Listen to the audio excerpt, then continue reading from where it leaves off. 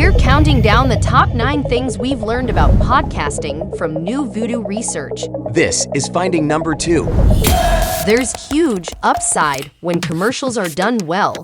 If advertising doesn't last more than, say, a minute and it stays in the podcaster's voice, I am far more likely to continue listening. I think I prefer the ones that are reads by the actual podcast hosts. The ones that I may not fast forward or skip through is, even though they're reading it, there's some banter in there. In every media relationship, commercials are a necessary fact of life. The elephant in the room always centers on the bargain struck between those pushing the frequency and duration of advertising interruptions and those consuming content for free or nearly free in exchange. That audience pain point or advertiser sweet spot, depending upon your perspective, tends to vary widely. And for the 1,609 regular weekly podcast listeners who participated in a recent New Voodoo study, the world of podcasting is no different.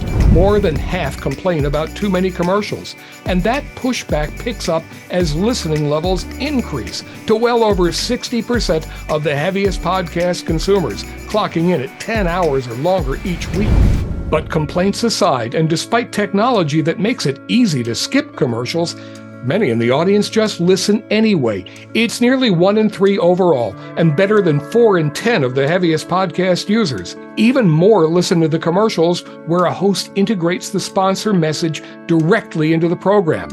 When we combine this segment to those passively listening through commercial breaks in the first place, it's roughly 70% of the overall audience and 80% of podcast heavies. But not all podcast audience segments are created equal when it comes to commercial tolerance. Podcast advertisers opting for pre-produced ads risk missing out on nearly half of their potential paid reach in Gen Z women, a third of millennial women, and nearly 4 in 10 female Gen Xers. But when executed for maximum effectiveness, podcast advertising has the potential to deliver significant return on spend. Overall, 2 out of every 3 listeners overall have taken some sort of action as the result of hearing a podcast commercial.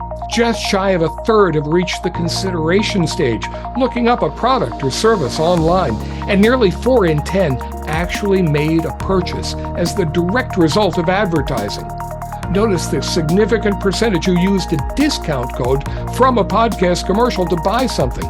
It's well over 10% of the overall audience. And the more you listen, the more you buy. 52% of podcast heavies say they've purchased something they've heard about in a podcast commercial. And of the nearly 20 content categories we tested, the most popular for listeners were also the most lucrative for advertisers, with comedy, true crime, health and fitness, and business delivering the highest concentration of advertising-related purchases. The upside for podcasters and their advertisers doesn't end there. That's because this largely home-based media category is about to get behind the wheel and the audience is going to grow. It's our top takeaway as we wrap things up in our next video. New Voodoo conducts research studies and manages marketing campaigns for podcasters. It's easy to get in touch. Drop us a line at tellmemore@newvoodoo.com.